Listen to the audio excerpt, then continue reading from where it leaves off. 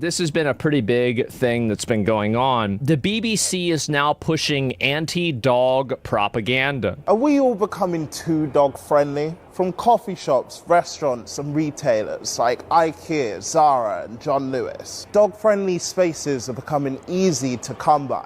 There are 13.5 million pet dogs in the UK, and 36% of households own at least one dog. But people who are allergic to dogs or afraid of them say that the rise of these dog-friendly spaces is a concern. One woman with the extreme fear of dogs told the BBC that she feels trapped. If you have a fear of dogs that's so bad that you can't go outside, you should just be institutionalized. If it's so debilitating that you can't even go and leave your house, then they should just put you in a padded room or something. That way nothing bad happens to you. And only goes out on special occasions due to the lack of dog-free zones. She's one of the many seeking support in online groups who offer advice on how to avoid them. So people are really mad about this because they think that this is a psyop that's being pushed by them trying to normalize Islamic tradition. A lot of people that are Islamic are not fans of dogs. And I think that now you're probably going to start seeing more people that are getting angry about this. At this point, it's no longer about acceptance, it's about control. Coffee shop owner whose brand is underpinned by the dog says that they're part of the family. What do you think?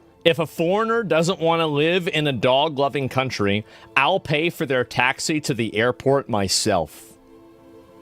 So we have Keir Starmer. We've seen a devastating rise in Islamophobia. I've heard firsthand of women wearing hijab who are too scared to travel by public transport. What if they're too scared to not wear the hijab?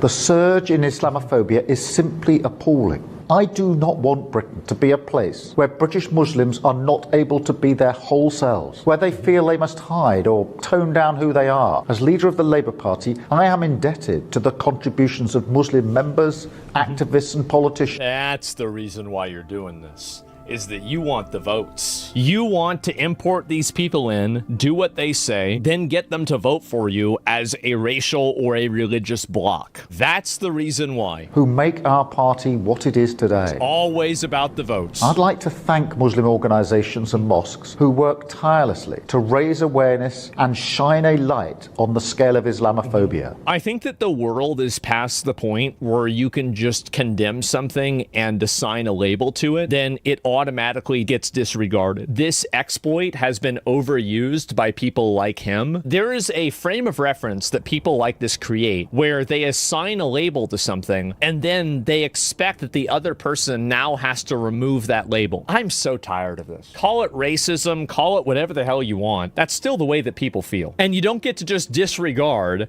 and ignore the way everybody feels because you think that you can assign a word to it that just automatically makes it wrong. That's not the way the world works. Come up with a better argument.